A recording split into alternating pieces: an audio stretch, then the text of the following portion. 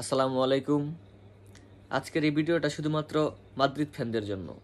আপনি যদি Real Madrid fan না হন তাহলে ভিডিওটা দেখার আপনার কোনো প্রয়োজন নাই। আর যদি রিয়াল মাদ্রিদ ফ্যান হন তাহলে ভিডিওটা দেখার অনুরোধ রইল। চলুন ভিডিওটা শুরু করা যাক। আমরা সবাই জানি এবং বলি এই সিজনে আমরা অলরেডি কোপা দেল রে ফাইনাল হেরে গেছি, অলরেডি সুপার কোপার ফাইনাল হেরে গেছি, চ্যাম্পিয়ন্স লিগ থেকে আউট হয়ে গেছি এবং লিগেও পিছনে পড়ে আছে অনেক, লিগটা হারানোর পথে। ব্লা ব্লা ব্লা নানা প্রবলেম, প্লেয়ার কিনতেছি না, আমাদের স্কোয়াডের প্লেয়ারদের ডেডিকেশন নাই, প্লেয়ারদের পারফরমেন্স খারাপ, টিমের প্রতি অনীহা, নানান প্রবলেম আমরা জানি। কিন্তু আমরা যে বিষয়টা বলি না বা যে বিষয়টা জানি না সেটা হচ্ছে আমরা এই সিজনে 50+ ইনজুরি ফেস করছি।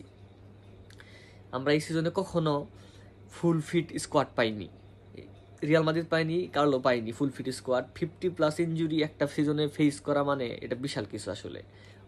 সিজনের প্রতিটা সময় প্রতিটা ম্যাচে আমরা 5-6টা ইম্পর্টেন্ট প্লেয়ার টিমের বাইরে রেখে খেলতে হয়েছে, 5-6টা ইম্পর্টেন্ট প্লেয়ার টিমে খেলতে পারে নাই। আপনি বড় বড় টিমগুলোর দিকে তাকায় রাখেন, একটা দুটা প্লেয়ার ইনজুর হওয়ার পরে সেই টিমগুলোর অবস্থা কি হয়। ইভেন বার্সেলোনা এবার ইউরোপের অন্যতম ভালো ফুটবল খেলতেছে, বার্সেলোনার দিকে তাকায় দেখেন, এক বার্ডের ইঞ্জুরি, কুন্ডের ইঞ্জুরি বার্সারে কি পরিমাণ ভুগে দিয়েছে, এক বার্ডের ইঞ্জুরি কি পরিমাণ ভুগাইছে বার্সারে সেটাই দেখেন। আর সেইখানে আমরা প্রতি ম্যাচে 6-7 জন যারা আমাদের পরীক্ষিত প্লেয়ার, যারা নিয়মিত স্টার্টিং 11-এ খেলে, সেসব প্লেয়াররা খেলতে পারে না এই টিমে। তারপরেও আমরা কোপা দেল রে ফাইনালে উঠছি, সুপার কোপা ফাইনালে উঠছি, এখনও লা লিগার জন্য ফাইট করতেছি, চ্যাম্পিয়ন্স লিগের কোয়ার্টার ফাইনাল খেলছি, এত কিছুর পরেও। কিন্তু 50+, হ্যাঁ আপনি বলতে পারেন যে এটা রিয়াল মাদ্রিদ, এখানে এক্সকিউজের কিছু নাই, এখানে সফলতাই সর্বশেষ কথা। এক্সকিউজ দিয়ে রিয়াল মাদ্রিদের পারফরমেন্স বা রিয়াল মাদ্রিদের রিয়াল মাদ্রিদের গোল এটা এক্সপ্লেন করা যাবো না এক্সকিউজ দিয়ে। এটা সত্যি কথা, হ্যাঁ এক্সকিউজ দেওয়ার কিছু না, এটা রিয়াল মাদ্রিদ। কিন্তু তারপরেও দেখেন 50+ ইনজুরি একটাবারে আপনি চিন্তা করেন। এটা আসলে অন্য কোনো ক্লাবের এই অবস্থা হইলে, অন্য কোনো ক্লাব লিগে ইউনাইটেড বা টটেনহামের মতো 17-18 নাম্বার যদি না হইতো, 8-10 নাম্বারের জন্য ফাইট করতো। একটা একটা ম্যাচের জন্য, নট এ সিঙ্গেল ম্যাচ, একটা সিঙ্গেল ম্যাচও Carlo Ancelotti full fit squad পায়নি এই সিজনে। এখন আমার কথা হচ্ছে লাস্ট এল ক্লাসিকোতে আমরা যখন কোপা দেল ফাইনালে হারলাম, কোপা দেল ফাইনালে হারার আগ পর্যন্ত আমার এই স্কোয়াডটা বা এই টিমের প্রতি আমার একবারে কোনো ভরসা ছিল না। এই যে পারফরমেন্স দেখে মনে হয়েছে যে না, এই টিম শেষ, এই টিমের আমূল পরিবর্তন প্রয়োজন, তা নাহলে টিম কোনোভাবেই আর ঘুরে দাঁড়াতে পারবে না। কিন্তু last El Clasico give me hope. Honestly এই এল ক্লাসিকোটা আমার হোপ দিছে। আমি অসুস্থ থাকার কারণে আমি এল ক্লাসিকোতে কোনো ভিডিও করতে পারিনি, ইচ্ছা ছিল ভিডিও করবো, কিন্তু তারপরে দিন না না সরি, এল ক্লাসিকের দিন আমি অসুস্থ, খেলাটাও ঠিক মতো দেখতে পারি নাই, তারপরে আমি রিপিট দেখছি খেলাটা। এই এল ক্লাসিকোটা আমার হোপ দিচ্ছে না এখনো এই টিমের, এই স্কোয়াডের, এই ভঙ্গুরি স্কোয়াড, যে 5-6টা প্লেয়ার অল টাইম ইনজুরিতে স্কোয়াডে খেলতে পারছে না, সেই স্কোয়াড নিয়েও কার্লো বার্সার সাথে, উড়ন্ত বার্সার সাথে যে ফাইটটা করছে কোপা দেল ফাইনালে। হ্যাঁ আমরা দিন শেষ হাইরা গেছি, ঠিক আছে, হার কোনো রিয়াল মাদ্রিদের জন্য ভালো রেজাল্ট না, রিয়াল মাদ্রিদের জন্য জয়ী শেষ কথা, শিরোপা জেতাই শেষ কথা। কিন্তু তারপর আমরা যে ফাইটটা করছি 120 মিনিট বা ম্যাচে, আমরা ইজিলি এই ম্যাচটা সেকেন্ড হাফে কিল করে দিতে পারতাম, 3-4টা গোল দিয়ে আমরা ম্যাচটা শেষ করে দিতে পারতাম। কিন্তু আমাদের ফরওয়ার্ডদের ব্যর্থতার কারণে সেটা হয় নাই। এমবাপ্পে আর আর্দাগুলা মাঠে নামার পরে আমাদের খেলা চেঞ্জ হয়েছে, কিন্তু আমরা আর সুযোগ ছিল, ভিনি ইজি 3-4টা গোল মিস করছে, সুযোগ ছিল আমাদের খেলাটা কিল করার, কিন্তু আমরা কিল করতে পারি না, সেটা আমার ব্যর্থতা। কিন্তু অ্যাপ্রোচ যে ছিল, অ্যাপ্রোচটা ভালো লাগছে, যে না আমরা পারি, আমাদের বিশ্বাস আছে আমাদের ভিতরে, আমরা খেলতে পারবো, আমরা কামব্যাক করতে পারবো, বা আমরা এখন লড়াই করার মতো এবিলিটি আমাদের আছে, এই বিষয়টা ভালো লাগছে সব থেকে। আর উইথাউট এনি ডাউট ওই দিনের মাঠের সেরা প্লেয়ার ছিল জুড বেলিংহাম। এটা আসলে কোনো তর্কর কোনো বিষয় না, জুড বেলিংহাম ওই দিন একদম সেরা প্লেয়ার, টপ নোজ পারফরমেন্স করছে। ইভেন ডি ইয়ং আর পেড্রির মতো মিডফিল্ডেও, যে মিডফিল্ডটা এবার ইউরোপের রোল করতেছে বলে ইউরোপটারে, সেই মিডফিল্ডের কাছ থেকে 6টা-7টা ট্যাকেল উইন করে বল ফ্রন্ট লাইনে খেলছে, ফাইনাল থার্ডে পাস করছে, প্রত্যেকটা ডুয়েল উইন করছে, প্রত্যেকটা ট্যাকেল উইন করছে। আর কি অসাধারণ ড্রিবলিং, পাসিং, কোনো কিছু অনুপস্থিত ছিল না বেলিংহামের খেলায়। শুধু ফরওয়ার্ডদের ব্যর্থতার কারণে বেলিংহামের এগুলা ফ্রন্ট লাইনে আসে না, এগুলা মিডিয়াতে আসে নাই। যদি কোনোভাবে রিয়াল মাদ্রিদ ম্যাচটা জিততো তাহলে বেলিংহাম বন্ধ নয়, পুরো পৃথিবী বাইসে যাইতো। কিন্তু ভিনিসিয়াস, এমবাপ্পে এদের মিসের কারণে, এমবাপ্পে দুর্দান্ত খেলছে, ফ্রি কিক একটা গোল করছে, কিন্তু ভিনির পারফরমেন্স সেদিন একদম নাজাল পারফরমেন্স ছিল, একদম হতাশাজনক পারফরমেন্স ছিল। রদ্রিগো মাঠে কোনো পারফরমেন্স করতে পারতেছে না, শোনা যাইতেছে রদ্রিগোর সেল দিবে। কিন্তু আমার কথা হচ্ছে আসলে আমাদের হোপ রাখা উচিত। এই টিমটা আসলে এখনো পসিবল। আর্দা গুলার যেভাবে নিজের প্রমাণ করা শুরু করতেছে, মাঠে নামার ম্যাচটা যেভাবে কন্ট্রোল করছে, সেখান থেকে আমাদের এই টিমের প্রতি হোপ সৃষ্টি হওয়া প্রয়োজন।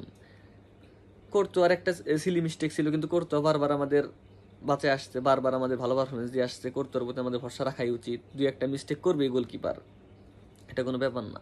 আমি এখন স্টিল বিলিভ করি যে নেক্সট সিজনে রিয়াল মাদ্রিদ ইউরোপ শাসন করবে, ইভেন স্পেন শাসন করবে। এটা আমার ট্রাস্ট, এটা আমার বিলিভ আছে। কারণ আমি এদের এই যে দেখছি, দু একটা প্লেয়ার ইনক্লুড হলে, দু একটা প্লেয়ার সংযোজক হলে টিমে, ইভেন যদি জাবি আলোনসো আসে, তাহলে রিয়াল মাদ্রিদে ফেস করার জন্য অনেকেই প্রস্তুত না। ইউরোপের কোনো টিমই প্রস্তুত না। শুধু দু একটা পরিবর্তন দরকার এই টিমে। দু একটা পরিবর্তন এই টিমের আমূল পরিবর্তন করে দিতে পারে, টিমরে আনস্টপেবল করে দিতে পারে। কিচ্ছু না, শুধু একটু ভরসা রাখেন নিজের টিমের উপরে। এই টিম দিয়ে পসিবল। আপনি এর আগে বারবার দেখছেন অনেক, দুই একটা সিজন, এক সিজনের বেশি কিন্তু আসলে রিয়াল মাদ্রিদ স্ট্রাগল করতে হয় না। মাঝখানে একটা সিজন স্ট্রাগল করে, তারপরে কিন্তু আবার রিয়াল মাদ্রিদ নিজের আসল রূপে ফিরে আসে। আমরা বারবার দেখছি। রোনালদো যাওয়ার পরে আমাদের ট্রানজেকশন পিরিয়ডটা হওয়ার কথা ছিল, সেই ট্রানজেকশন পিরিয়ডটা আসলে জিদান আসার কারণে আমরা ট্রানজেকশনটা বুঝতে পারি নাই। আবার তারপরে যখন আবার জিদান চলে যাওয়ার পরে কার্লো আসলো, তখন একটা ট্রানজেকশন হওয়ার কথা, কিন্তু কার্লো নিজের দক্ষতা দিয়ে ট্রানজেকশন পিরিয়ড আমাদের দুইটা চ্যাম্পিয়ন্স লিগ, দুইটা লা লিগা জিতিয়ে দিছে। বুঝতে পারি নাই সেই ট্রানজেকশনটা আসলে এই সিজনে এসে প্রভাব পড়ছে যখন প্লেয়ারগুলো ইঞ্জুরি হয়েছে। এই সিজনে যদি ইঞ্জুরি না হইতো, আমরা সিজনটা কিন্তু দুর্দান্তভাবে স্টার্ট করছিলাম। এই সিজনটা লা লিগাতে আগাইছিলাম, চ্যাম্পিয়ন্স লিগে ভালো করতেছিলাম, সব জায়গায় ভালো করতেছিলাম। কিন্তু এই এতগুলো ইঞ্জুরি আসলে আমাদের অনেক বেশি সমস্যায় ফেলে দিচ্ছে। ইঞ্জুরিগুলো না হলে এত সমস্যা আমাদের হতো না এই সিজনেও। কিন্তু সমস্যাটা হওয়াটা আসলে ভালো হয়েছে। আমাদের টিমের দুর্বলতাগুলো, উইক পয়েন্টগুলো আমাদের সামনে আসছে, টিম ম্যানেজমেন্টের সামনে আসছে। টিম ম্যানেজমেন্ট এখন প্লেয়ার কিনতে চাচ্ছে, নতুন প্লেয়ার অ্যাড করতে চাচ্ছে টিমে, এটা সবচেয়ে ভালো বিষয়। আর কার্লোর আসলে যাওয়ার সময় হয়ে গেছে। কার্লো শুনতেছি ব্রাজিলে চলে যাবে, মোটামুটি কনফার্মও। অ্যালোনসো যদি আসে, আমাদের আসলে নিউ ইয়ারায় পৌঁছানো প্রয়োজন, আমাদের নতুন একটা নতুনত্ব প্রয়োজন, নতুন করে সব কিছু শুরু করা প্রয়োজন।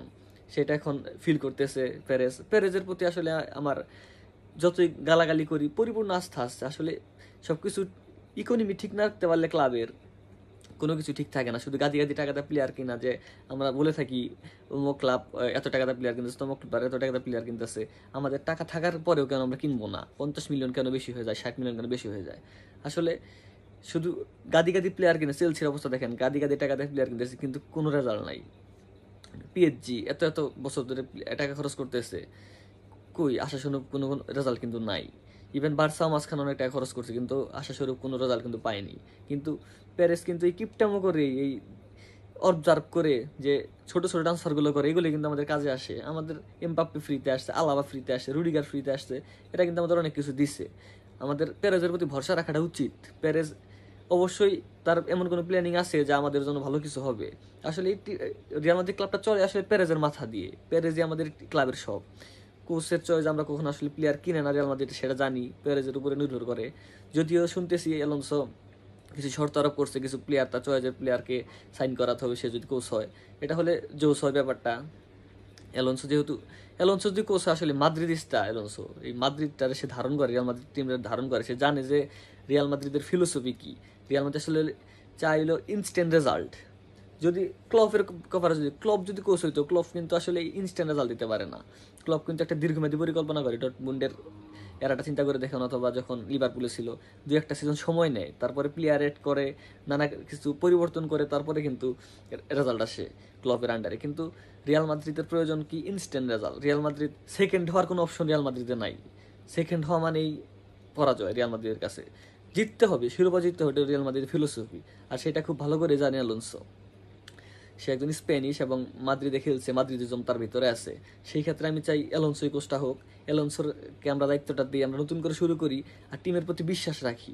এই 50+ ইঞ্জুরি নিয়ে যদি এই টিম এইবারে 2টা ফাইনাল খেলতে পারে, লা লিগার জন্য এখনো ফাইট করতে পারে, অবশ্যই যদি আমরা ফুল স্কোয়াড পাই, ফুল ফিট স্কোয়াড পাই, এবং কিছু প্লেয়ার ইনক্লুড হয় এই টিমে, এই টিম নেক্সট সিজনে আনস্টেবল হয়ে যাবে। আমাদের কিছু টেকনিক্যাল পরিবর্তন দরকার, যেমন রদ্রিগো সেল করার কথা হইতেছে।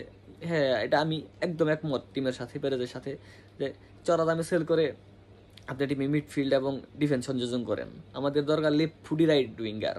সেটা আর তো এখন দুর্দান্তভাবে এক্সক্লুড করতে পারতেছে, মাঠে দুর্দান্ত পারফরমেন্স করতেছে। এবং আর দ্বারা আপনি মিডফিল্ডের জন্য চিন্তা করতে পারেন, সে একদম ম্যাচ কন্ট্রোলার, পিভট রোলে খেলার মতো এভালিডি আর্দা গুলার আছে, বিল্ডাইভ অসাধারণ আর্দা গুলার।